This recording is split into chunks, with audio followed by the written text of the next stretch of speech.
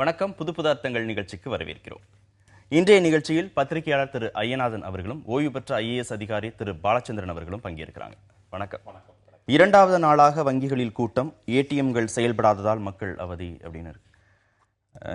2 நாட்களாகவே பொதுமக்கள் பல்வேறு இடங்கள்ல பல்வேறு சிரமங்களுக்கு ஆளாகிறாங்க. வங்கிகள்ல நீண்ட நேரம் காத்திருக்க வேண்டியதா இருக்கு. 4 மணி நேரம் 5 மணி நேரம் காத்திருக்க வேண்டியதா இருக்கு. எல்லா ஏடிஎம்கள்லையுமே கூட்டம். அவ்வளவு நேரம் காத்திருந்தாலும் பணத்தை சில நேரங்கள்ல மாற்ற முடியல. இந்த விதிமுறைகள் தொடர்பாக கூட நிறைய பேருக்கு சந்தேகங்கள். வங்கி அதிகாரிகள் அசல் ஆவணங்கள், நகல் ஆவணங்கள் இருந்தாலும் வங்கியில நீங்க அக்கௌண்ட் தொடங்கி இருக்கணும், அப்பதான் மாற்ற முடியும்னு நிறைய நேரங்கள்ல சொல்லியிருக்கிறதாக நேற்று நாங்க நேரலைகள்லாம் எடுக்கிற போது அதே மாதிரியான குற்றச்சாட்டுகளை கூட பொதுமக்கள் சொன்னாங்க. ஆனா அந்த மாதிரி எந்த விதமான நிபந்தனைகளும் இல்லைன்னு மீண்டும் மீண்டும் வலியுறுத்தப்பட்டது. இதெல்லாம் எப்படி நடைமுறை சிக்கல்கள் அப்படிங்கிறத தாண்டி இதை சரியா திட்டமிடலை அப்படின்னு புரிஞ்சுக்கிறதா எப்படி எடுத்துக்கலாம்? இல்லை, சரியாக திட்டமிடலைன்னு சொல்ல முடியாது. ஏன்னா ஒரு 3 அல்லது 4 மணி நேரம் மட்டுமே அவகாசம் கொடுத்து இப்படிப்பட்ட செல்லாத நோட்டு அறிவிப்பு வந்த பின்னால் அதற்கு பின்னால் நடந்த நடவடிக்கைகளை பார்க்கும் பொழுது சில வாரங்களுக்கு முன்னால் இருந்தே ஆயத்தங்கள் தொடங்கிவிட்டன என்று தான் தெரிகிறது. ஆனால் எல்லோருமே எதிர்பார்த்ததை விட அதிகமாக கூட்ட நெரிசல் இருக்கின்றது என்பது உண்மை. ஒன்று. இரண்டாவது, நம்முடைய அதிகார வர்க்கம், அது அரசு அதிகாரமாக இருக்கட்டும் அல்லது வங்கி அதிகாரம், யார் கையில் அதிகாரம் இருந்தாலும் அவர்கள் இன்னும் மக்கள் பணியாளர்களாக முழுமையாக மாறவில்லை. அதனால் தங்களுடைய அதிகாரத்தை பயன்படுத்த வேண்டும் என்ற ஆவலும் ஆசையும் இருக்கிறது என்பது வெளிப்படை. உங்களுடைய செய்தியாளர்களை பார்த்திருப்பார்கள். சில இடங்களில் அவர்கள் இல்லை சட்டப்படி நீங்கள் எங்கள் வங்கி கணக்கை துவங்க வேண்டும், எந்த சட்டமும் கிடையாது, அப்படி சொல்லுவதில் ஒரு இன்பம் அடைபவர்கள் இருக்கின்றார்கள் என்பதனால் சில நடைமுறை சிக்கல்கள் இன்னும் சிக்கல்களாக உருவாகின்றன என்பது உண்மைதான். அப்படிதான் அறிவிச்சிருக்கணுமா? இந்த கால அவகாசம் கொடுக்காம தான் அறிவிச்சிருக்கணுமா? இது கால அவகாசம் கொடுக்காம, அதாவது எந்த காரணத்துக்காக நீங்க இந்த இதை போட்டீங்கன்னு சொல்லி பார்த்தா, ஒரு காரணம் சொல்லப்படுது ஏறக்குறைய 1.2 lakh crores 1,20,000 கோடி ரூபாய் நம்ம நாட்டில் இருக்கிறது போலி கரன்சி, பாகிஸ்தான் கொண்டு வந்தது அப்படின்னு சொல்றாங்க. இதுக்கு நீங்க கால அவகாசம் கொடுத்துருந்தீங்கன்னா அது மறுபடியும் கலந்திருக்கும். அதை நம்ம தடுத்து நிப்பாட்டியிருக்க முடியாது. இது ஒரு காரணமாக நிச்சயமாக இருக்கிறது. நான் மற்ற காரணங்களை பற்றி சொல்ல விரும்பவில்லை. அரசியல் காரணங்கள் இருக்கலாம், இல்லாமலும் இருக்கலாம். யூபி தேர்தலுக்காக என்றெல்லாம் சொல்கின்றார்கள். ஆனால் இந்த காரணத்திற்காகவும் செய்யப்பட்டிருந்தால் இது இத்தகைய குறுகிய கால அவகாசத்தில் தான் செய்ய வேண்டும். இதற்கு மேல் காலம் கொடுக்கக்கூடாது. நீங்க எப்படி பார்க்குறீங்க திரு ஐயனா? அவருடைய ஐயா அவர்களுடைய கருத்தோடு நான் முழுமையாக உடன்படுகின்றேன். இந்த நாட்டினுடைய ஜனநாயகத்திற்கே ஒரு அச்சுறுத்தலாக ஆக்கிவிட்ட கருப்பு பணம் என்பது, அது நமது அமைப்பு, அரசு அமைப்பு, அதனுடைய செயல்பாடுகளை தீர்மானிக்கக்கூடிய ஒரு விடயமாக இருந்த ஊழல் இன்றைக்கு இந்த நாட்டினுடைய ஜனநாயகத்தையே தீர்மானிக்கக்கூடிய அளவிற்கு, ஏழை எளிய மக்களை பணம் கொடுத்து வாக்களிக்க செய்யக்கூடிய அளவிற்கு போய்விட்ட நிலையில் இந்த நடவடிக்கை என்பது அவசியம் என்பதை விட அத்தியாவசியமான நடவடிக்கை என்றுதான் நான் உணர்கிறேன். இரண்டாவது விடயம், இது மிகப்பெரிய சிரமங்களை தந்திருக்கின்றது. ஏனென்றால் சாதாரண குடிமக்களை அவர்கள் கருத்தில் எடுத்துக்கொள்ளாமல் செய்த முடிவு. அதே நேரத்தில் அவர்களை எடுத்துக்கொண்டு எவ்வாறு அந்த முடிவை அறிவிப்பது? ஒரு நாள் அவர்களுக்கு அவகாசம் கொடுத்திருந்தாலும் அதை பயன்படுத்தி கொள்ளப் போகின்றவர்கள் யார் என்று பார்த்தால் மிகப்பெரிய அளவிற்கு இந்த கருப்பு பணத்தை தேக்கி வைத்திருப்பவர்கள் தான், பதுக்கி வைத்திருப்பவர்கள் தான். அப்படிப்பட்ட நிலையில் அவைகள் மீண்டும் மக்களிடையே அது மறுபடியும் ஒரு மாற்றத்தை பெற்றுக்கொண்டு மறுபடியும் அது கருப்பு பணமாகவே தொடர்ந்து புழக்கத்திற்கு வருவதை தடுக்க வேண்டும் என்றால் இப்படிப்பட்ட ஒரு விடயம்தான் அவசியம். இப்பொழுதும் நீங்கள் பார்த்தீர்களானால் பல கருப்பு பணம் வைத்திருப்பவர்கள் சாதாரண மக்களிடம் அவரிடம் இருக்கக்கூடிய ஒரு அடையாள அட்டைகளை ஏதாவது ஒன்றை வைத்துக்கொண்டு இந்தா போ 4000 மாற்றிக்கிட்டு வா என்று சொல்லி அனுப்பி கொண்டே இருக்கிறார்கள். சராசரி மக்கள் எல்லோருமே அங்கே வந்திருக்கக்கூடிய எல்லா மக்களுக்குமே இந்த 4000 மாற்றம் என்பது இல்லை. இப்படிப்பட்ட செயல்களும் நடைபெற்று கொண்டிருக்கின்றன. இரண்டாவதாக நீங்கள் பார்த்தீர்களானால் வங்கிகளை பொறுத்தவரைக்கும் ஐயா சொன்னார், வங்கிகளில் போதுமான அளவிற்கு இந்த ஒரு சூழலை சந்திக்கக்கூடிய அளவிற்கு அங்கே பணியாளர்களினுடைய பலம் இல்லை, எண்ணிக்கை இல்லை. அதை நான் நேரடியாகவே பார்த்தேன். ஒரு இடத்தில் நான் பணமாற்ற சென்றிருந்த பொழுது அங்கே ஒரு கான்ஸ்டபிள், பெண் காவலர் ஒருவர், அவர்தான் அந்த விண்ணப்பங்களை எல்லாம் மக்களுக்காக பூர்த்தி செய்து கொடுத்து அவர்தான் அந்த 4000 ரூபாய் பெறுவதற்கு அனுப்பியிருக்கிறாங்க. இரண்டாவது ஒரு விடயம், அப்படி 4000 ரூபாய் மாற்றுவதற்காக தனி ஒரு இடத்தை வைத்து கவுண்டர்களை வைத்து செய்கின்றார்கள். அந்த இடத்தில் எல்லோருக்கும் 2000 நோட்டு கொடுத்து அனுப்புகின்றார்கள். அது எப்படி வெளியில் அவர்கள் மாற்றுவார்கள் என்கின்ற ஒரு விடயம் இருக்கின்றது. 100 ரூபாய் அச்சடித்தலும் 100 ரூபாய் புழக்கத்திற்கு கொண்டு வருதலும் என்று பார்த்தீர்களானால் அது கிட்டத்தட்ட இல்லை என்றே சொல்லலாம். பழைய 100 ரூபாய் நோட்டுகளைத்தான் ஏற்கனவே இருப்பதை கொடுக்கின்றார்கள். எனவே இந்த இடத்தில் ஒரு திட்டமிடலில் ஒரு குளறுபடி இருக்கின்றது தெரிகின்றது. ஏனென்றால் 2500 ரூபாய் நோட்டுகள் 500 ரூபாய் நோட்டு இன்னும் வரவில்லை. பல இடங்களில் அதை திருப்பி கொடுக்கக்கூடிய அளவிற்கு ஏடிஎம்களில் உள்ளே இருக்கக்கூடிய அந்த இயந்திர ரீதியான வசதிகளை மாற்றப்பட வேண்டும். அதை செய்ய முடியாது என்றும் தொழில்நுட்ப ரீதியாக சொல்லுகிறார்கள். இன்னொரு பக்கத்தில் நீங்கள் பார்த்தீர்களானால் 500 ரூபாயே வரவில்லை. 500 ரூபாய் வந்திருந்தால் அப்படின்னா ஒரு 2000 500 ரூபாய் என்று கொடுத்திருந்தால் மக்களுக்கு மிகப்பெரிய அளவிற்கு அதை பரிமாற்றத்துக்கு பயன்படுத்தி இருப்பார்கள். அது ஒரு சிக்கலை ஏற்படுத்துகிறது. 1500 ரூபாய் எடுத்துட்டு போன ஒருத்தருக்கு வந்து பணத்தை மாற்ற முடியல, எங்க கிட்ட சேஞ்ச் இல்ல, நீங்க 2000 ரூபாயா கொண்டு வாங்க, நாங்க ஒரே ஒரு நோட்டா கொடுக்குறோம். முதல்ல 2000 ரூபாய்க்கு 500 ரூபாய் எக்ஸ்ட்ரா தேவைப்படுது, அது ஒண்ணு. 2000 ரூபாய் மாத்திட்டு போனா திரும்பி அவர் 100 ரூபாய் எங்க மாத்துறதுங்கிற ஒரு சிரமம் இருக்கு. இது கால அவகாசமே கொடுக்காம தான் செய்யணும், இது வந்து ஒரு சர்ஜிக்கல் ஸ்ட்ரைக் மாதிரி பண்ணணும் அப்படிங்கறதுலதான் நமக்கு வந்து ஒரு கூடுதல் பலன் கிடைக்கும். முன்கூட்டியே அறிவிப்பு செஞ்சா எந்த விதமான பலன் கிடைக்காதுங்கிறது யதார்த்தம். அதுதான் நடைமுறைன்னு புரிஞ்சுக்கிட்டாலும் கிட்டத்தட்ட 99 கோடி மக்கள் பாதிக்கப்பட்டாங்க. நடைமுறை வாழ்க்கையில 80% அளவுக்கு பணத்தை பயன்படுத்தக்கூடிய மக்கள், மீதி 20% பேர்ட்ட கிரெடிட் கார்டு இருக்கு, ஆன்லைன் பேங்கிங் இருக்கு, அவங்க எப்படியாவது நிலைமையை சமாளிக்க முடியும். ஆனா அந்த 80% மக்கள் வந்து பாதிக்கப்படுகிறாங்க அப்படிங்கிற போது அந்த திட்டமிடல்ல திரும்ப பிரச்சனைகள் இருந்திருக்கு, அதெல்லாம் கவனத்துல கொண்டு வந்திருக்கலாம் அப்படின்னு புரிஞ்சுக்கிட்டதா? ஆமாம். ஏன்னா இப்போ ஐயா சொன்ன மாதிரி 500 ரூபாய் நோட்டுகள் முதல்ல வந்து தயார் பண்ணி வச்சிருந்திருக்கணும். 2000 ரூபா நோட்டு கொடுக்குறதுல பிரயோஜனம் இல்லை. நீங்கள் சொன்ன மாதிரி 1500 ரூபா என்கிட்ட இருக்குன்னா 2000 ரூபாய் நான் அவர் என்கிட்ட வந்து இன்னொரு 500 ரூபா கொண்டு வா, பிறகு 2000 கொடுக்குறேன்னு சொல்கிறாரு. அது முதல் சிக்கல். அடுத்து இந்த 2000 ரூபாய் போய் நான் எந்த ஹோட்டலில் கொடுப்பேன்? அவங்களும் என்ன சொல்லுவாங்க, என்கிட்ட சாப்பிட்றதுக்கு போனால் எங்கிட்ட வேறு சேஞ்ச் இல்லைன்னா அவங்களும் சொல்ல போகிறாங்க. அதனால வந்து 500 ரூபா கொண்டு வந்திருந்தால் இந்த சிக்கலை வந்து தீர்த்திருக்கலாம். அந்த அளவிற்கு திட்டமிடலில் ஒரு குறைபாடுகள் இருக்கின்றன என்பது உண்மைதான். இப்போ தமிழ்நாட்டுக்கு வந்துட்டு பார்த்தீங்கன்னா 5400 கோடி ரூபாய் கொண்டு வந்துட்டாங்க. எப்போ அந்த மறுநாள், ஒரு நாள் விடுமுறைக்கு பிறகு மறுநாள் வந்துட்டு கொண்டு வந்து எல்லா மாவட்டங்களுக்கும் கொண்டு செல்லப்பட்ட பணம் வந்துட்டு ரிசர்வ் வங்கியில் வந்துட்டு 5400 கோடி டிக்ளேர்டு கரன்சி. ஆனால் ஒரு நாளில் நம்ம டிஸ்போஸ் பண்ண முடிஞ்சது எவ்வளோ அப்படின்னோம்னா 480 கோடி, நாட் ஈவன் 10%. இதுதான் இங்கே சிக்கலை உண்டாக்குறது. அதனால தான் நான் சொன்னேன், இப்போ என்ன செஞ்சுருக்கணும், அந்த ஒரு நாளில் திட்டமிடல் என்ன பண்ணியிருக்கணும். நம்ம நாட்டில் ஒரு பெரிய ஒரு இது இருக்குது, ஒரு அவசியமான ஒரு நேரத்தில் பணியாளர்களை உடனடியாக தற்காலிகமாக நியமித்து அதன் மூலமாக ஏற்படக்கூடிய, ஏனென்றால் இந்தியான்றது வந்துட்டு நகர மக்கள் தொகை மிக அதிகமாக கொண்ட ஒரு நாடு. தற்காலிக பணியாளர்களை வந்து நீங்க பண விஷயத்துல நியமிக்க முடியுமா? அதுல நிறைய சிக்கல்கள் இல்லையா? இல்ல, அதெல்லாம் ஒண்ணுமே இல்லைங்க.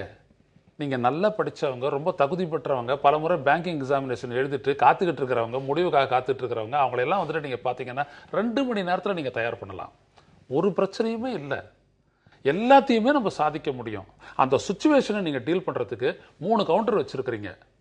600 டோக்கன் இஷ்யூ ஆயிருக்கு. என்ன பண்ணுவீங்க? 600 டோக்கன், ஒரு டோக்கனுக்கு மினிமம் 2 நிமிஷம் நீங்க வச்சுங்க. 600 டோக்கனுக்கு நீங்க எவ்வளவு நேரம் ஆகுதுன்னு பாருங்க. 6 மணி வரைக்கும் இருந்து முடியல. காத்தால போயிட்டு ஒரு டோக்கனை வாங்கிட்டா சாயந்தரம் தான் முடியுது. அப்படியாப்பட்ட ஒரு நிலை ஏற்பட்டு போய்விட்டது.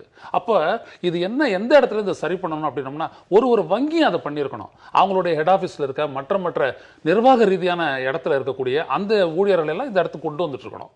கொண்டு வந்துட்டு முதல்ல இதை ப்ரியாரிட்டியா பண்ணு, முதல்ல let's disburse of the fund அப்படின்னு சொல்லிட்டு பண்ணியிருக்கணும். ரெண்டாவது விஷயம், என்னைக்கு வந்துட்டு ஏடிஎம் வந்துட்டு ஒர்க் பண்ணலையோ அந்த இடத்துல இன்னொரு இடத்துல நீங்க வந்துட்டு அந்த டிஸ்போசிஷன் வந்துட்டு ஆரம்பிச்சிருக்கணும். இன்னொரு கவுண்டரை போட்டு இன்னும் வேகமா நீங்க பண்ணியிருக்கணும். அது எதையுமே செய்யலை. அப்ப என்ன ஆகும் சொல்லுங்க?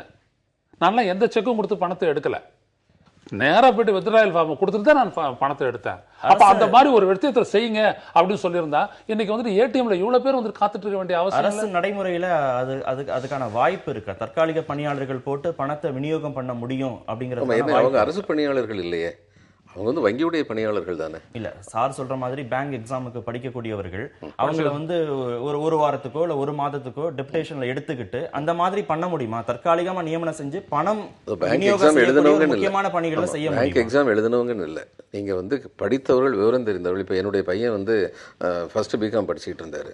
அந்நேரம் இதில் கல்கத்தாவில் இருந்தோம் நாங்கள். மாலில் வந்து அவங்களுக்கு வந்து இந்த சம்மர் வெக்கேஷனில் நிறையா கூட்டம் வருங்கிறதுனால அவங்க படித்த இளைஞர்களையும் யுவதிகளையும் அவங்க வந்து கேட்டாங்க. இந்த பையன் படிச்சுக்கிட்டு இருந்த பையங்க அங்கே போய் காலையில் 10 மணிலேருந்து 6 மணி வரைக்கும் வேலை பார்த்துட்டு வருவாங்க. அவங்களுக்கு ஒரு 300 ரூபாய் 400 ரூபாய் கொடுத்தாங்க. ஸோ என் பேர் ரொம்ப சந்தோஷம் வந்தார். ஃபர்ஸ்ட் பிகாம் படிக்கும் ஒரு நாளைக்கு 400 ரூபா சம்பாதிக்கிறேன் அப்படின்னு. அவங்களுக்கு முதல் நாள் போனோன்னா கிராஷ் ட்ரைனிங்னு ஒன்று கொடுத்தாங்க. படித்த பிள்ளைங்களை கூப்பிட்டிங்கன்னா ஐயா சொன்ன மாதிரி இது நிச்சயமாக வந்து நடந்திருக்கும். இதுக்கு பெரிய தடை ஒன்றும் இல்லை. அதாவது இது ஆன்டிசிபேட்டிங் த ப்ராப்ளம் அப்படிங்கிறது வந்து கொஞ்சம் கம்மியாக போயிடுச்சுன்னு நினைக்கிறேன். பணப்புழக்கமே வந்து குறைஞ்சிருக்கு. எல்லா இடங்கள்லையுமே விற்பனை ரொம்ப மந்தமா இருக்கிறதா வர்த்தகர்கள் வணிகர்கள்லாம் சொல்றாங்க. எல்லாருடைய செலவுமே குறைந்திருக்கிறது. SBIல மட்டும் நேற்று மட்டும் கணக்கு சொல்றாங்க 53,000 கோடி வந்திருக்கு. ஆனா வெளியில ஒரு ஆளுக்கு 4,000 ரூபாய் அளவுக்கு தான் வெளியில பணம் போயிருக்குங்கிறத பார்க்கும்போது பணத்துடைய புழக்கம் நாட்டுல ரொம்ப குறைவா தான் இருந்திருக்கு. இந்த பணப்புழக்கம் என்ன மாதிரியான தாக்கத்தை ஏற்படுத்தும் அப்படின்னு எடுத்துக்கலாம்? இல்லை, இது கொஞ்ச நாளைக்கு இது நீடிச்சு தான் ஆகும். இதை ஒன்றும் தவிர்க்கவே முடியாது. தான் சொன்னேன், 5,400 கோடி ரூபாய் இவங்க டிஸ்போஸ் பண்ணணும். ஆனால் ஒரு நாள் முழுவதும் இவங்க வங்கிகள் மூலமாக ATM இல்லாமல் 480 கோடி தான் பண்ணியிருக்காங்க. Not even 10%. அப்போ இவங்க ரொம்ப வேகமாக கொண்டு போகணும். ஒன்று. ரெண்டாவது, 500 ரூபாய் 100 ரூபாய் 50 ரூபாய் வராமல் இதை மாற்ற முடியாது. சில பெட்ரோல் பங்க்ல மட்டும் என்ன பண்ணா ஏகப்பட்ட 100 ரூபாய் நோட்டுகளை அவங்க வாங்கி வச்சிருந்தாங்க. அவங்களுக்கு தேவை இல்லையா, 100 ரூபாய்க்கு பெட்ரோல் போடுங்க, 150 ரூபாய்க்கு பெட்ரோல் போடுங்கன்னு தானே சொல்லி இப்போ கேஷ் பேஸ்டு தான் நம்ம பண்றோம், லிட்டர் பேஸ்டு கிடையாது. அப்படி பண்ணக்கூடிய இடங்கள்ல மட்டும்தான் இது ஆகுது. அதனால தான் இப்போ இந்த மாதிரி பெட்ரோல் பங்க்லாம் நீங்க போயிட்டு மாத்திக்கலாம்னு சொன்னது. ஆனா இப்போ பொதுவாக மற்ற இடங்கள்லாம் என்ன பண்றது, ஒரு காய்கறி கடைக்காரருக்கு என்ன பண்றது, 2 நாளா மார்க்கெட்டுக்கு எங்க வீட்டில் போகவே இல்லை, நல்ல சாப்பாடு கிடைக்கல, அது என்ன பண்றது? இப்படிதான் ஒரு நிலைமை இருக்கு. 100 ரூபாய் அப்படின்றது இன்னைக்கு நீங்கள் எடுத்துக்கிட்டீங்க அப்படின்னா என் குடும்பத்துக்கு மொத்தம் சேர்த்து 2,000 ரூபாய்க்கு 100 ரூபாய் நோட்டு இருக்குது.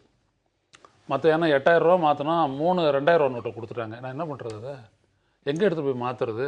எந்த காய்கறி கடைக்காரங்கிட்ட இருக்க போது, எந்த மளிகை கடைக்காரர்கிட்ட இருக்க போது? ரெண்டாவது, சிலர் மட்டும் நல்லா பண்ணுறாங்க மளிகை கடையில், இந்த கிரெடிட்டில் எடுத்துகிட்டு போங்க அப்படின்றாங்க. காய்கறி கடைக்காரர் அந்த மாதிரி கிரெடிட்டில் கொடுப்பாரு, அவர் நாளைக்கு போய்ட்டு கோயம்பேட்டில் நிற்கணும்.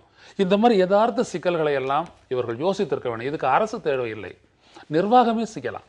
வங்கி நிர்வாகம் செய்யலாம், மற்றவர்கள்லாம் சேர்ந்து செய்யலாம்.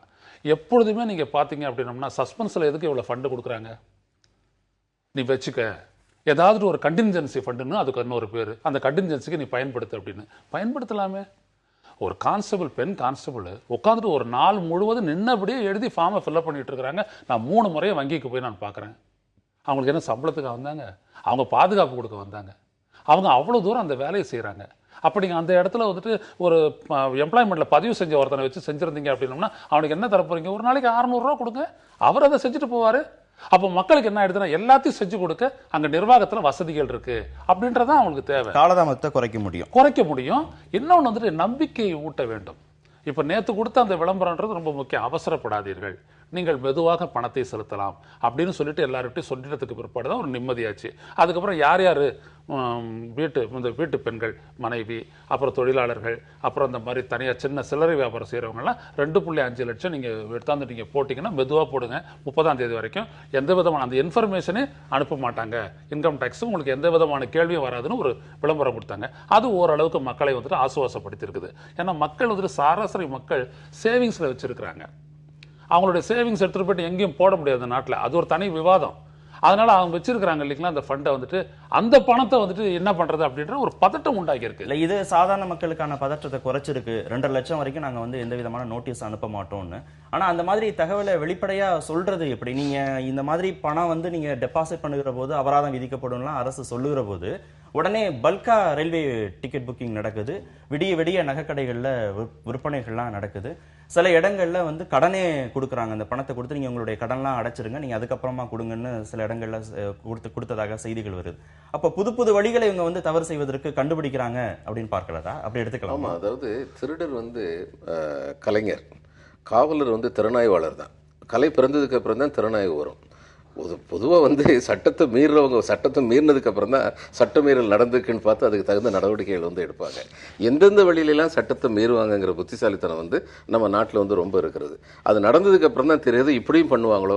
இந்த ரயில்வே ரிசர்வேஷன் டிக்கெட் சொன்னீங்களே, இதை யாருமே ஆன்டிசிபேட் பண்ணலையே. ஆனால் டக்குன்னு பாருங்க, ரெமடியல் மெஷர் எடுத்துட்டாங்க. நாங்கள் ரீஃபண்ட் பண்ணுறது எல்லாமே உங்களுக்கு அக்கௌண்ட்டில் தான் கொடுப்போம், கேஷில் கொடுக்க மாட்டோம் அப்படின்னு சொல்லிட்டாங்க. இப்போதைக்கு ரசீது தான் கொடுக்கப்படும். அதனால பயத்தை இதில் பிரச்சனை என்னன்னா, சில நாடுகள் இப்போ நீங்கள் இந்த ஸ்காண்டினேவியன் கண்ட்ரிஸ் இதெல்லாம் பார்த்தீங்கன்னா மக்களை நம்பி செயல்படுகின்ற அரசாங்கம், அந்த நம்பிக்கைக்கு ஏற்ற வகையில் நடந்து கொண்டிருக்கின்ற மக்கள் அப்படிங்கிறது அந்த நாட்டுடைய அந்த இன்டெகிரிட்டி லெவல்ஸ் இதெல்லாம் ரொம்ப அதிகமாக இருக்கிறது. நீங்கள் ஆசிய நாடுகளில் பொதுவாக பார்த்தீங்கன்னா மக்களை நம்பாத அரசாங்கம், நம்பினால் அரசாங்கத்தை ஏமாற்றுகின்ற மக்கள் அப்படிங்கிறது ரொம்ப அதிகமாக இருக்கிறது. அதனால் இவங்க 2 பேருக்குமே பரஸ்பர நம்பிக்கை இல்லை. அந்த சூழ்நிலையில் இது இந்த நடவடிக்கை தேவையா அப்படிங்கிறது முதல் கேள்வி. அப்போ தேவையா இருந்ததுன்னா இதனால வர்ற சில சிக்கல்களை பொறுத்துக்கணும். குணம் நாடி குற்றமும் நாடி அவற்றுள் மிகை நாடி மிக்க கொள்ளல் அப்படின்னு சொல்லி வச்சுக்கணும், வேற வழி இல்லை. தவறாக வழிநடத்தும் விளம்பரங்கள், பிரபலங்களுக்கு 3 ஆண்டுகள் தடை விதிக்க முடிவு செய்யப்பட்டிருக்கிறது. மத்திய அமைச்சர் அருண்ஜேட்லி தலைமையிலான அமைச்சரவை குழு கூட்டத்தில் இந்த முடிவு எடுக்கப்பட்டிருக்கு.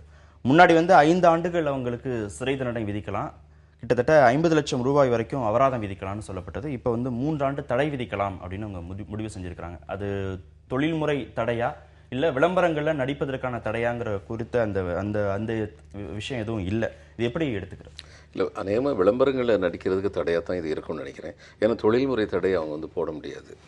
இது சரியான ஒரு இந்த மூவ் தான். அதாவது முதல்ல சிறை தண்டனை அதெல்லாம் சொன்னாங்க.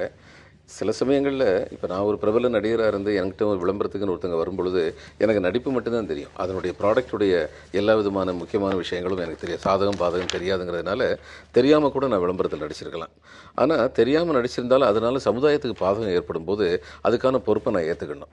அப்போ அந்த பொறுப்பை ஏற்றுக்கிறதுக்கு எது சரியான தண்டனைன்னு பார்த்தா 5 வருஷம் ஜெயில் தண்டனை அதெல்லாம் சொல்கிறத விட 3 வருஷம் விளம்பரத்தில் நடிக்கக்கூடாதுன்னு சொல்கிறதே பெரிய தண்டனை. ஏன்னா அவருக்கு விளம்பரத்து மூலம் வர்ற பணம் 3 வருஷத்துக்கு நின்று போயிடுறது. 3 வருஷத்துக்கு அப்புறம் அவருக்கு மார்க்கெட் இருக்காங்கிறது தெரியாது அவருக்கு. அதனால இது சரியான முறை தான் நான் நினைக்கிறேன். ஓகே, சரியான முடிவு தான் அப்படின்னு சொல்றாரு சார். இல்லை ஐயா, ஒரு பொருளுடைய தரத்தை நிர்ணயிக்க வேண்டிய முழு பொறுப்பு சட்டப்படி ஒரு அரசுக்கு இருக்கிறது. நீங்கள் பியூரோ ஆஃப் இந்தியன் ஸ்டாண்டர்ட்ஸ் எடுத்துக்கோங்க, இந்தியன் ஸ்டாண்டர்ட்ஸ் இன்ஸ்டிடியூஷன் எடுத்துக்கோங்க. இப்போ உணவுப் பொருட்களுக்கு எடுத்துகிட்டு பார்த்தீங்கன்னா FSSAI, food safety and security authority of India, அவங்க இருக்கிறாங்க. இன்றைக்கி அவங்க என்ன சொல்கிறாங்க, ஒவ்வொரு மாநிலத்திலையும் எங்களுடைய லெபார்ட்டரி 3 லெபார்ட்டரியை நாங்கள் உயர்த்த போகிறோம் அப்படின்னு அவங்க சொல்கிறாங்க. அப்போ ஒரு அட்வர்டைஸ்மெண்ட்டில் ஏதாவது தவறான இருந்ததுன்னா அது தொடர்பாக நம்ம கம்ப்ளைண்ட் பண்ணுறதுக்கு ஒரு தனி அத்தாரிட்டி இருக்குது. இவ்வளவு அத்தாரிட்டியை வச்சுக்கிட்டு விற்கக்கூடிய ஒவ்வொரு பொருளுக்கும் எது மார்க்கிங் இருக்கணும் அப்படின்றத பார்த்துட்டு அட்வர்டைஸ்மெண்ட்டை நீங்கள் கொடுக்கும்போது அப்போ அதில் எந்த பிரபலம் வந்தாலும் என்ன பிரயோஜனம்? பிரபலத்தினால ஒரு பொருள் குற்றப்பொருளாக இருக்க போகிறது இல்லை. பிரபலத்தை நீங்கள் வணிக ரீதியாக பயன்படுத்துறீங்க, அது எப்படி தவறாகும்? நான் தான் கடந்த முறை இங்கே இருக்கும்போது நான் சொன்னேன், ஒரு கமலஹாசன் ஒரு இதுக்கு பண்ணுறாரு, ஒரு மாத்திரைக்கு பண்ணுறாரு, இந்த இந்த இந்த பாலியல் ரீதியாக வரக்கூடிய ஒரு வியாதிக்காக அவர் பண்ணுறாரு. அப்போ அதை பண்ண போகும்போது அந்த மாத்திரையை பற்றி அவர் சொல்கிறாரு. அந்த மாத்திரையில் ஏதாவது தவறு ஏற்பட்டுச்சு அப்படின்னோம்னா அதற்கு இந்த பிரபலப்படுத்திய கமலஹாசன் குற்றவாளியா? அந்த மாத்திரையை வெளியிட்டு அந்த மாத்திரைக்கு அந்த சர்டிஃபிகேஷன் கொடுத்த அந்த அத்தாரிட்டி குற்றவாளியா? நீங்கள் யாரை நீங்கள் தண்டிக்க போறீங்க? அப்போ நீங்கள் மூலத்தை விட்டுட்டு நீங்கள் வெளிப்பாட்டில் நீங்கள் எதையும் செய்யக்கூடாது. விற்பனையை அதிகரிக்கிறதுக்கு அவர் முயற்சி செய்யலாம், அதை பயன்படுத்திக்கலாம். விற்பனையை அதிகத்தன்மைக்கு அவர் பொறுப்பாக்க முடியாது, ஆக்க முடியாது. அதற்கு அப்போ நீங்கள் ஏன் அத்தாரிட்டி வச்சுட்டு இருக்கிறீங்க? இப்போ நூத்தன் ஸ்டவ்னு ஒரு ஸ்டவ் வந்தது, வெடிக்காது அப்படின்ற ஸ்டவ் வெடிக்காதுன்னு எப்படி சொன்னாங்க? நூத்தன் ஸ்டவ் அதுக்கு Indian standard, bureau of Indian standards அவனுடைய முத்திரை இருக்கும் பாரு, ISI முத்திரை இருக்கும் பாரு, ISIன்னு ஒரு லேபிள் ஒட்டி தானே அதை பண்ணாங்க. முதல்ல கிருஷ்ணால ஊற்றி ஸ்டவ் பயன்படுத்த ஆரம்பித்த காலத்தில். இன்னைக்கு எல்லாத்துக்கும் பாருங்க ஒரு ஸ்டாண்டர்ட் இருக்கும். வரிசையாக அந்த ஸ்டாண்டர்ட்ஸை பற்றி அந்த விளம்பரத்தில் கொடுக்கணும். இதெல்லாம் நாங்கள் ஸ்டாண்டர்ட் இல்லைனா வாங்கியிருக்கிறோம் அப்படின்னு சொல்லிட்டு. ISOன்றது என்னது? It's a standard.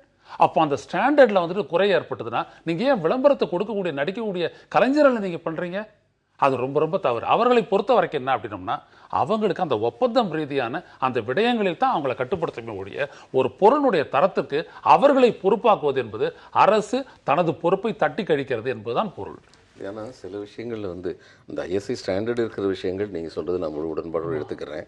கொஞ்ச நாளைக்கு முன்னாடி ஒரு பிரபல கிரிக்கெட் விளையாட்டு வீரர் 5-6 வருஷத்துக்கு முன்னாடி ஒரு வெப்சைட் ஒன்றுக்கு அது மூலமாக பணம் பரிமாற்றங்கள் பண்ணுறது இந்த இதுக்கு அவர் விளம்பரம் கொடுத்தாரு.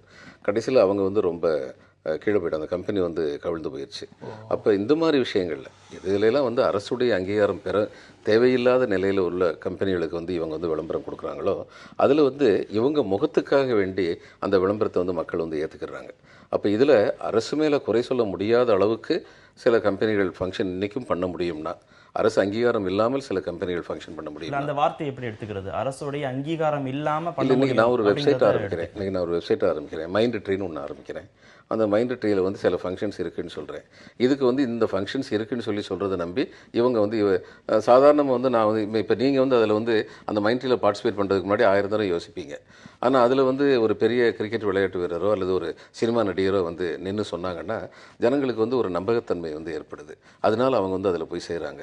இப்போ அந்த கிரிக்கெட் வீரரோ பிரபலமான ஒருத்தர் யார் விளம்பரத்துக்கு முன்னாடி நிற்கிறாரோ அவர் அதனுடைய பின் விளைவுகளை பற்றி கொஞ்சம் கூட யோசிக்காமல் இது சரியா தப்பா இதனுடைய விஷயம் என்ன அப்படிங்கிறத பற்றி எதுவுமே யோசிக்காமல், ஆனால் இது இல்லை, அவருக்கு வந்து கிரிமினல் டெண்டன்சி இல்லை, சாதக பாதகங்களை பற்றி யோசிக்காம தனக்கு பணம் வருதுங்கிறதுக்காக அந்த விளம்பரத்தில் நடிச்சிருந்தாருன்னா, அப்படி ஒரு இணையதளத்தை வந்து அரசோட அங்கீகாரம் இல்லாமையே தொடங்க முடியுமா? முடியும். இணையதளங்களை வந்து தொடங்க முடியும். ஐயா தெரியாது. முடியும் நிச்சயம் தொடங்க முடியும். தொடர்ந்து நம்ம பண்ணலாம். அது ஐயா சொன்ன அந்த விடயம் வந்துட்டு ரொம்ப முக்கியமானது. அவர்களுக்கு ஒரு பொறுப்பு இருக்குன்னு இந்த தொலைக்காட்சியில் விவாதிக்கும் போது அந்த பொறுப்புணர்வை வலியுறுத்தினாங்க. ஒரு நேர்பட பேசல, அது உண்மை, அது ரைட்டு. ஆனால் நான் ஒன்று சொல்கிறேன், இப்போ கோல்டு லோன் ஒருத்தர் கொடுக்குறாங்க, சீட்டு நடத்துகிறாங்க, இதெல்லாம் வந்துட்டு கண்ட்ரோல் பண்ண வேண்டியவங்க யாரு? சாதாரண மக்களிடம் போய் சேரக்கூடிய விஷயத்தில் நம்பிக்கை கொடுத்து மோசடி செய்யக்கூடிய வாய்ப்பு இருக்கிற இடத்துல என்ன பண்ணணும்? ஒரு சீட்டை நடத்தணும்னா அதுக்கு ஈக்குவலான அமௌண்ட்டை வந்துட்டு அந்த ஒரு அத்தாரிட்டி கிட்ட வந்துட்டு இவங்க ஒரு கேரண்டி சார் பிரிச்சு சொன்னாங்க. ஒரு பொருள் இல்ல ஒரு நிறுவனம் அரசோடைய அனுமதி பெற்று நடத்துவதற்கும் அரசோடைய அங்கீகாரம் இல்லாம இது மாதிரி தொடங்குவதற்கான வாய்ப்புகள் இருக்கிற போது இருக்கக்கூடிய பிரச்சனைகளையும் பிரிச்சு சொன்னாங்க. ஆமா, அதுதான் நான் சொல்ல வரேன். எந்த இடத்துல இவங்களை பொறுப்பாக்க கூடாதுன்றத சொன்னேன். ஐயா சொன்ன இடத்தையும் நான் ஏத்துக்கிறேன். டொனால்டு ட்ரம்பை அதிபராக ஏற்க மாட்டோம் அப்படின்னு சொல்லி அமெரிக்க நகரங்கள்ல 2வது நாளாக தொடர்ந்து கலவரம் நடக்கிறது. இதுக்கு முன்னாடி தேர்வாகி இருக்கக்கூடிய எந்த அமெரிக்க அதிபருக்கும் எதிராக இப்படி ஒரு கலவரம் நடந்ததாக செய்திகள் இல்லை. ஆனா ட்ரம்புக்கு எதிராக இப்படி கலவரம் நடக்கிறது எப்படி பார்க்கலாம்? அமெரிக்கா வந்து இன்றைக்கி வந்து ஒரு கிரிட்டிக்கல் பொசிஷனில் இருக்காங்க. எல்லாமே வசதியாக இருக்கிற வரைக்கும் எல்லாருமே வசதியாக ஃபீல் பண்ணுவாங்க. இன்றைக்கி அமெரிக்காவில் வந்து அந்த வசதி முந்தி இருந்த வசதி இல்லை, வசதியின்மைகள் வந்து அதிகரிச்சுக்கிட்டு இருக்கு. சில குறிப்பிட்ட அமெரிக்காவிலே பிறந்து வளர்ந்தவங்க வந்து பாதிக்கப்பட்டிருக்காங்கங்கிறது எந்த அளவுக்கு உண்மையோ அந்த அளவுக்கு அமெரிக்கா வந்து உலகத்துக்கு ஒரு வழிகாட்டியாக இருக்கணும், உலக நேயத்தை பாதுகாக்கிறதா இருக்கணும் அப்படின்னு நினைக்கிற ஜனங்களும் இன்னொரு பக்கம் வந்து அதிகமாக இருக்காங்க. இந்த 2 தாட்ஸுடைய இது வந்து மோதல்கள் வந்து இன்றைக்கி வெளிப்பட்டுக்கிட்டு இருக்கு. இதுக்கு முன்னாடி இதெல்லாம் வந்து ரொம்ப தீவிரமாக வந்து வெளிப்பட்டதில்லை. ஆனால் இந்த ஆஷ்விட்ஸ்னு 2வது உலகப் போர் முடிஞ்ச உடனே இந்த இவங்கள்லாம் வந்து நேச நாடுகளுடைய படைகள்லாம் சேர்ந்து இதில் யூதர்களெல்லாம் வந்து அந்த இடத்துல கான்சன்ட்ரேஷன் கேம்ப்னு சொல்லி வச்சுருந்தாங்க ஜெர்மன்காரங்க. அங்கே போய் பார்த்தபோது அவங்க வந்து அவங்க வாழ்க்கையில் அடைந்திராத அதிர்ச்சி அடைஞ்சாங்க. ஏன்னா உயிருள்ளவர்கள் இறந்தவர்களை தின்று கொண்டிருந்தார்கள் அப்படின்னு சொல்லி எழுதினாங்க.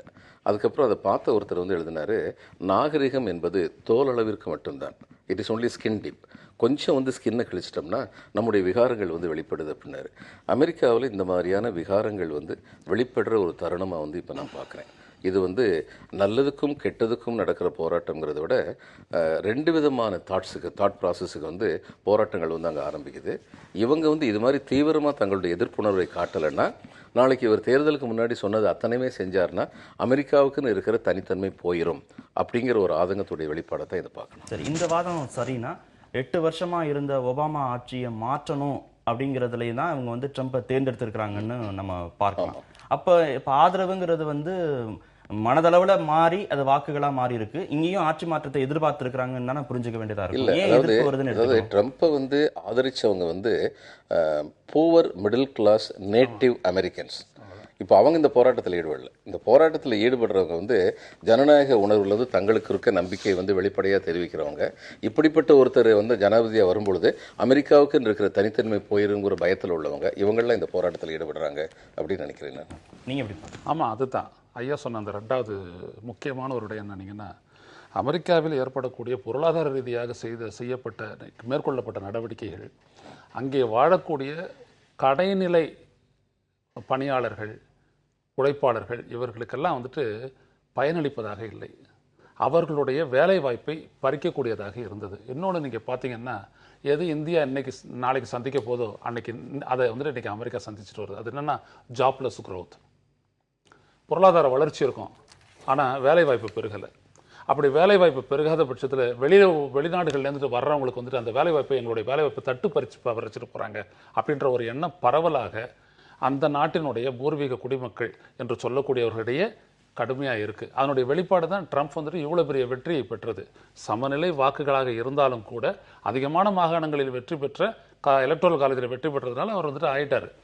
இருந்தாலும் கூட இதற்கு பின்னாடி இருக்கக்கூடிய நாம் உணர வேண்டியது என்ன அப்படின்னம்னா, எந்த ஒரு பொருளாதார நடவடிக்கையாக இருந்தாலும் சரி அந்த நாட்டு மக்களினுடைய வாழ்வாதாரத்தை பாதிக்கக்கூடியதாக இருந்தால் அவர் எப்படிப்பட்ட ஆட்சியை தந்திருந்தாலும் அவர் நிராகரிக்கப்படுவார் என்பதை புரிஞ்சு கொள்ளணும்.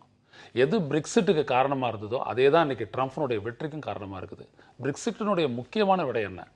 ஐரோப்பாவிலிருந்து இங்கிலாந்துக்கு வரக்கூடியவர்களால் எங்களுடைய வேலை வாய்ப்பு, எங்களுடைய வணிகங்கள் பாதிக்கப்படுகிறது என்று பெரும்பாலான பிரிட்டிஷார்கள் நினைத்ததனுடைய காரணத்தினால் அவர்கள் ஐரோப்பிய ஒன்றியத்திலிருந்து வெளியேறக்கூடியதற்கு வாக்களித்தார்கள். அதே போலத்தான் இன்றைக்கு நீங்கள் எடுக்கக்கூடிய இந்த முடிவுகள் எதுவாக இருந்தாலும் அது அமெரிக்க மக்களினுடைய நலன்களை முன்னிறுத்துவதாக இருக்க வேண்டும் என்பதற்காக அவர்கள் ட்ரம்புக்கு வாக்களித்திருக்கின்றார்கள். இதுதான் ரொம்ப முக்கியம். ஆனால் அந்த நாட்டிற்கு அமெரிக்கா தனித்து இயங்க முடியாது. இன்றைக்கு இருக்கக்கூடிய இந்த உலகளாவிய பொருளாதார சூழலில் அதிகமான பயனாளி பெனிஃபிஷியரி யார் என்று கேட்டால் அமெரிக்கா தான். அவருடைய கோதுமை உட்பட பல்வேறுபட்ட உற்பத்திகளை கொண்டு வந்து உலக சந்தைகளை நிரப்புவதற்காக அந்த நாட்டு அரசு போராடி கொண்டிருக்கும் போது பல நாடுகளில் இருந்து வரக்கூடிய பணியாளர்களையோ அல்லது தொழில்நுட்ப ரீதியாக திறன் பெற்றவர்களையோ அந்த நாடு நிராகரிக்க முடியாது. அந்த நாட்டு அரசே நினைத்தால் நிராகரிக்க முடியாது. காரணம் என்னவென்றால் அங்கே நிறுவனங்கள் தான் முடிவெடுக்கக்கூடிய அதிகாரம் பெற்றவையை ஒழிய நீங்கள் கட்டுப்படுத்த முடியாது. கட்டுப்படுத்துவதற்கு நீங்கள் வரி விதிக்கலாம். அந்த வரியை நாங்கள் ஏற்றுக்கொள்கின்றோம். Knowledge process outsourcing, business process outsourcing என்று நாங்கள் வெளியில் தான் போவோம் என்று அமெரிக்க நிறுவனங்கள் சொல்லிவிட்டதனால்தான் இந்த இடத்தில் புஷ்ஷால் எதுவும் செய்ய, இதற்கு முன்னால் இருந்த ஒபாமாவால் எதுவும் செய்ய முடியாமல் தோற்றார்.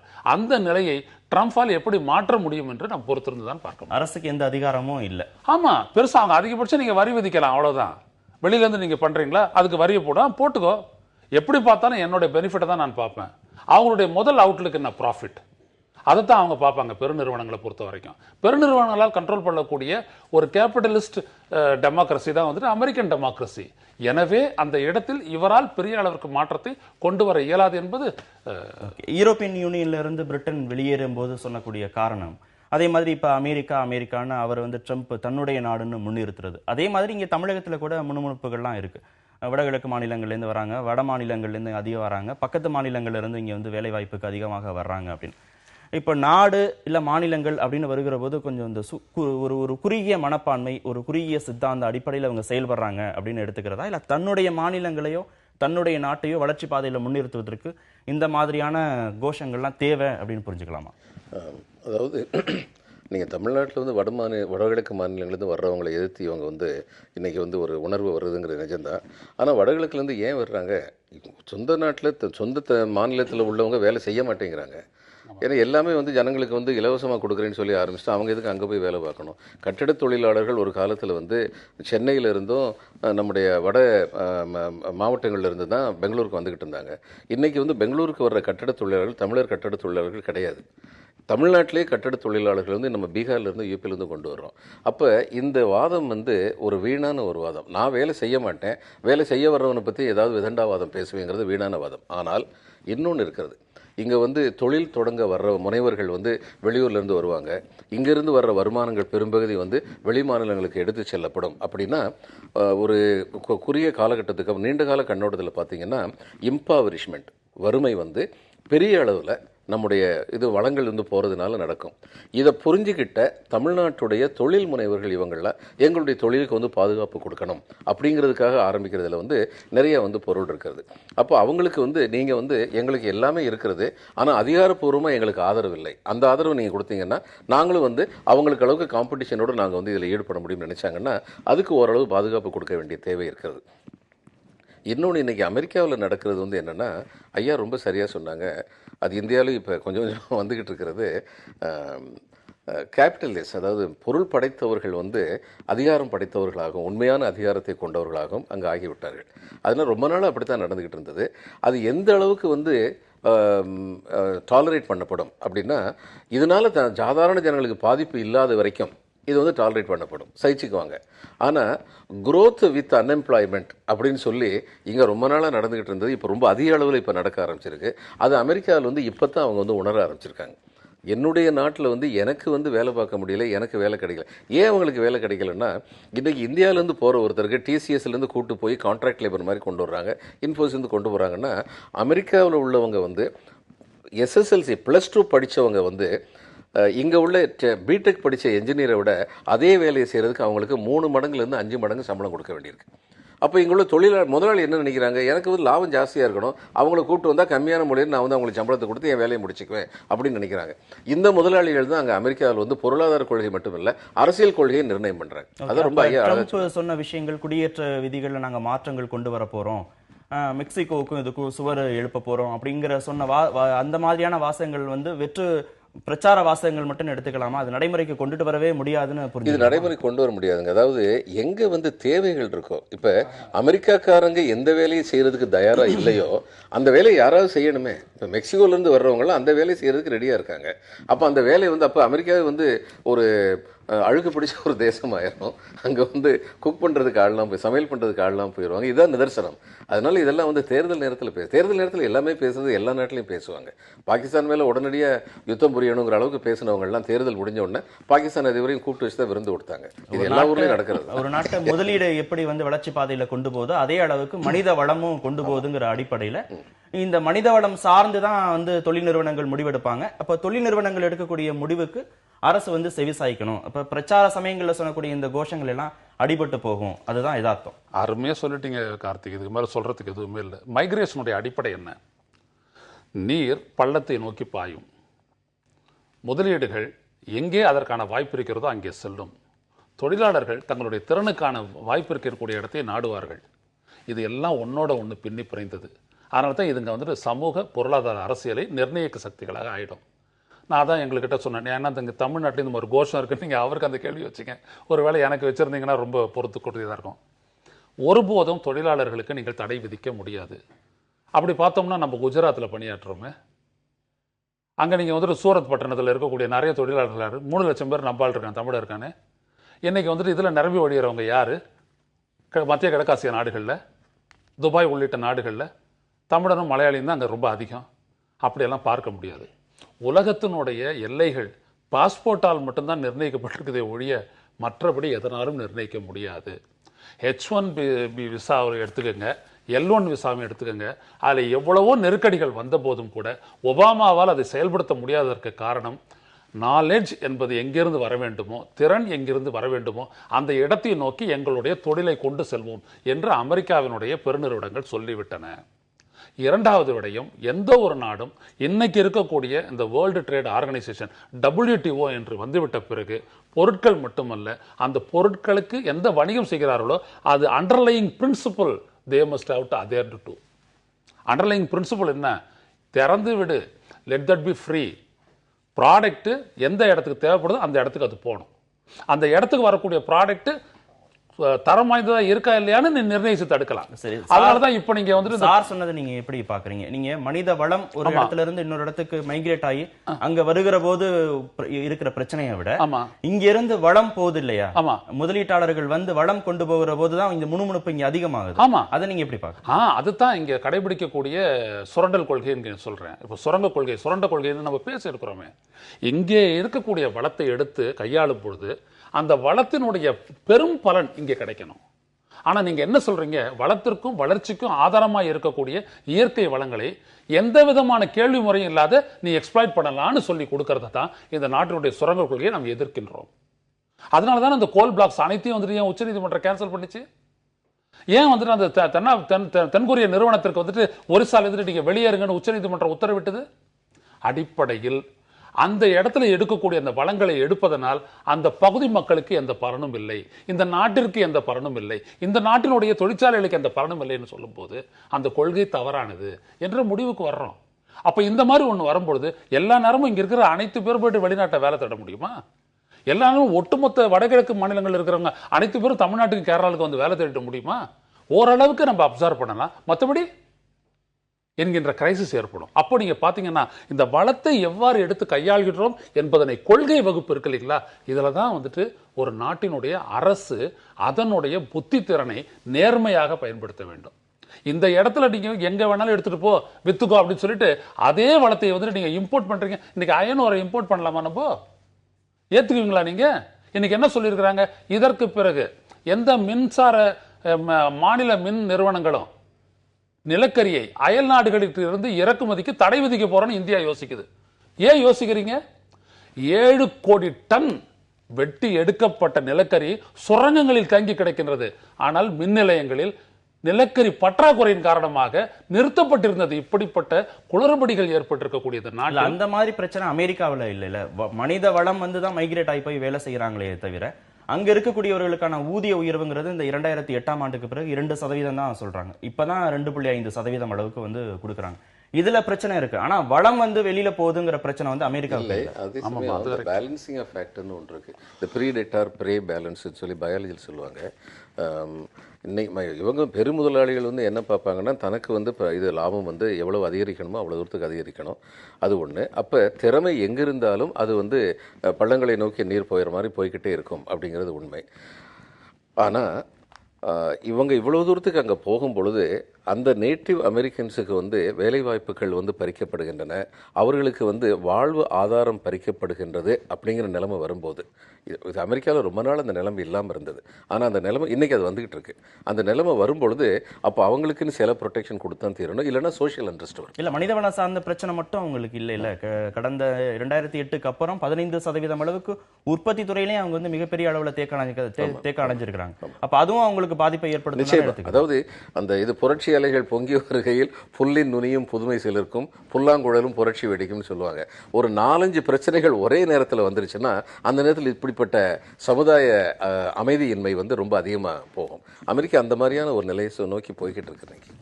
இந்தியா சொல்லிட்ட உடனே சொல்லுங்க.